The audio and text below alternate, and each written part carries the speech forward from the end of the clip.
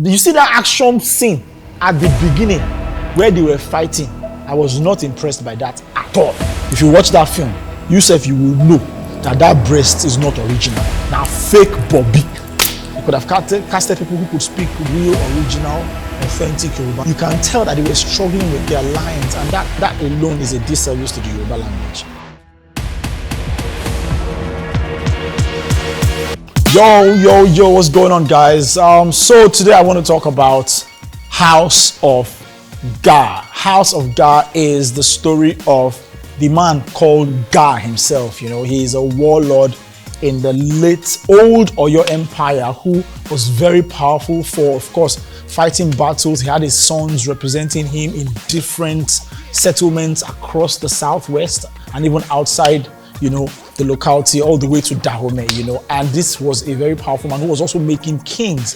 But the truth is that, let me track back a little bit to who made this film. I'm talking about nobody else but Bolanle Austin Peters, who has been killing it since the days of Bling Lagosians. If you remember Bling, if you haven't seen Bling Lagosians, you go and check it out. To Olufumlayo Ransom Kuti, which was a biopic of Fela's mother, who was an amazing woman. I mean, I think those are stories well told. Olufumlayo Ransom Kuti's story is an original story, whereas Bling Lagosians was a fictional story.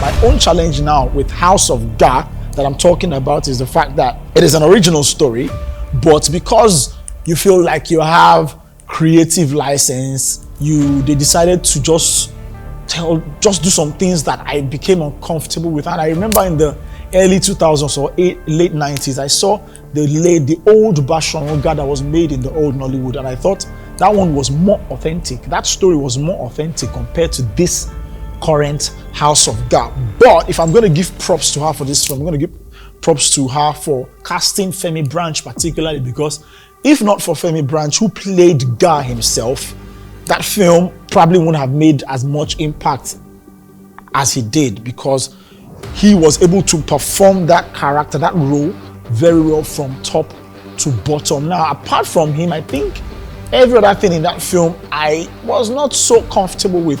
The people that played the chief, all the chief in the film, I think they did well. But then his sons, they could have casted people who could speak Yoruba.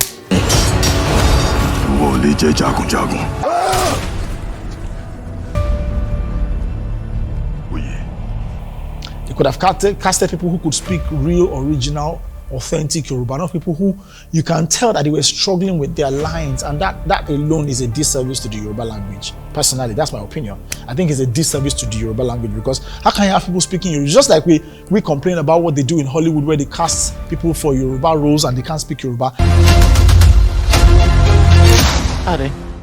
Oya, Ibolewa, Bossy Bibai. And we made a Yoruba film, and the people that you casted still can't speak Yoruba properly. Come on. That was, for me, that was a letdown in the film. Another thing that was a letdown is the opening scene where you had warriors wearing Persian costumes. Like, why are they wearing Persian costumes to fight a battle in the southwest of Africa?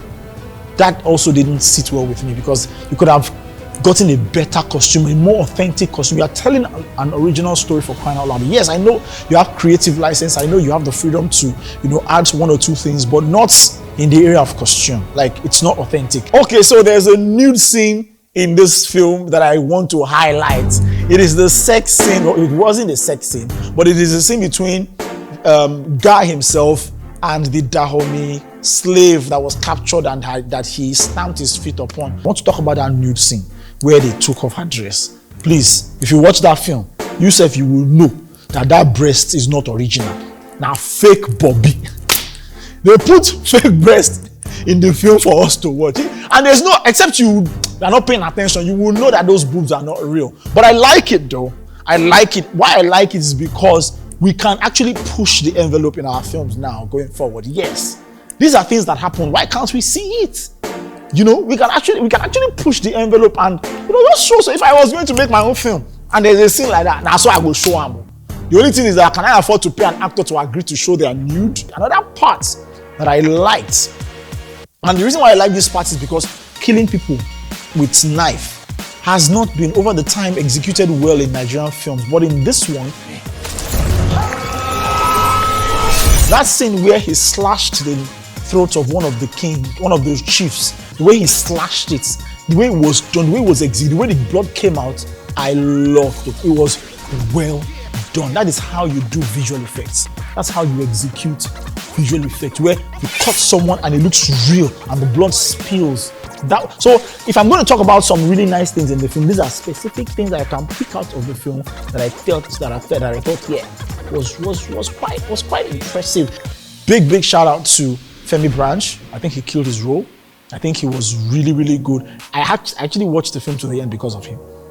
If not for him, I don't think I would be able to survive so many things that happened in that film, particularly the guy that played his son, the last one, the favorite son.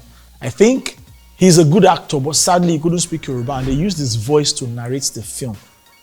And I was just cringing the entire time because the Yoruba was not sitting well with me, you know. But overall, if I was going to rate this film, I'd probably give it a 5.5, like 6 over 10, particularly because of Femi Branch. You see that action scene at the beginning where they were fighting? I was not impressed by that at all.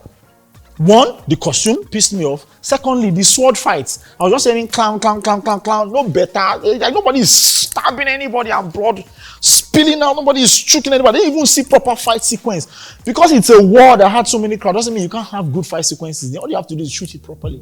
You know, but these are bits of the film that I highlighted that I think you should check out and come to this comment section and tell me whether you agree with what I'm saying or not. Great story, great film. Go and check out House of Dark.